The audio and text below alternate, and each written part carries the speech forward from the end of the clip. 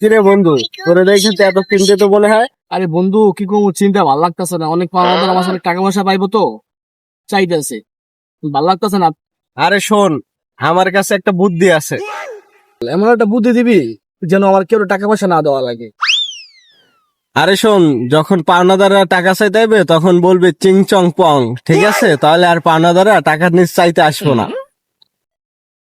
ঠিক আছে বন্ধু, তুমি একটা ভালো বুদ্ধি দিলি। ওই শোন, এদিকে আয়। তোরে আজকে পাইছি। তুই আমার টাকা 1,000 নিয়ে যে গেলি, তোর তো কোনো খবরই নাই। আজকে তুই টাকা না দিয়ে কোথাও যেতে পারবি না, আমার টাকা দিয়ে যাবি এখন। চিং চং পং, কিরে তুই এরকম করতেছিস কা? মোর টাকা দিবি না? চিং চং পং। দূর, তোর টাকাই লাগবে না, যা, তোর কথা বুঝিনি আমি। এই শাহিন, এদিকে এদিকে শোন শোন শোন। জি?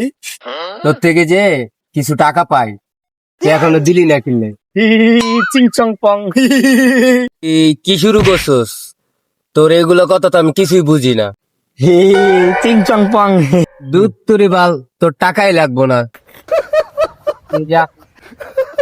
কিরে বন্ধু, সেদিন যে তোর বুদ্ধিটা দিলাম, এটা কি তোর কাজে লাগলো? আরে বন্ধু, কি বুদ্ধিটা দিলে আমাকে? যাকে বলি সেই বলে টাকা লাগবো না, যাকে বলি সেই বলে টাকা লাগবে না। আচ্ছা যাই হোক, তুই বন্ধু বান্ধব মানুষ, তোর আমি উপকার করছি, ঠিক আছে? ওটা কিছু না। এখন বন্ধু, আমি অনেক বড় বিপদে পড়ে গেছি। 500 টাকা তোর কাছে যে পাই, ওই টাকা পর সবারে দেব।